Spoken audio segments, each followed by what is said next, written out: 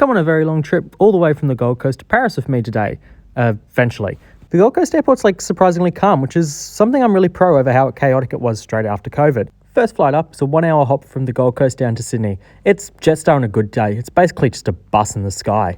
On the ground in a quick actual bus across to the international terminal. I can't find the entry for the life of me, so end up going through the car park. Don't know if it's what I was meant to do, but it worked. Even though I've checked in online, I still have to go to a check-in desk for some reason, so quickly get that done, get a boarding pass and head to security.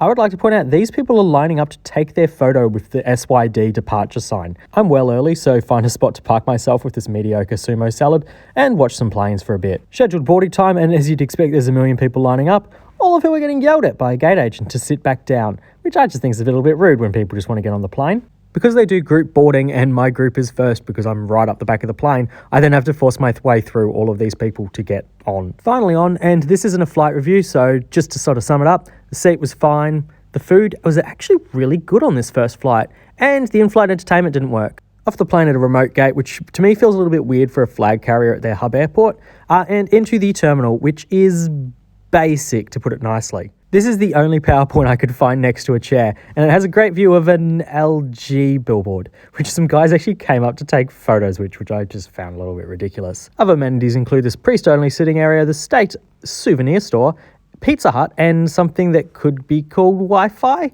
or at least 3 hours of it. 3.5 hours later, I'm boarding, and it's yet another remote gate. Yay. The security here is like Singapore, where they do it at the gate, and it's one of those shoes off situations, which is kind of annoying because I went to put my shoes back on and a man with a gun yelled at me for putting my foot on a chair.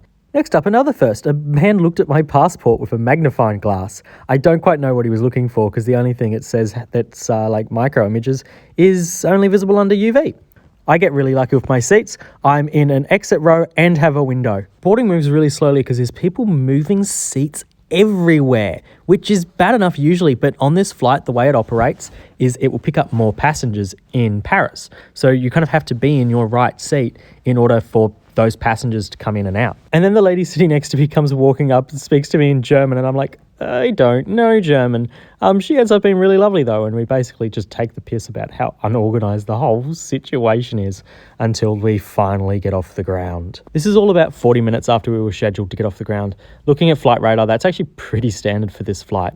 It's also only after departure that I, via the cabin manager chastising the flight attendants, realise that there is this enormous topless man in the row over that very much should have had 2 seats and was just engulfing the tray table to the point that they couldn't even get it up. The meals this time were disgusting. They were so dry and so tough. It was like eating cardboard.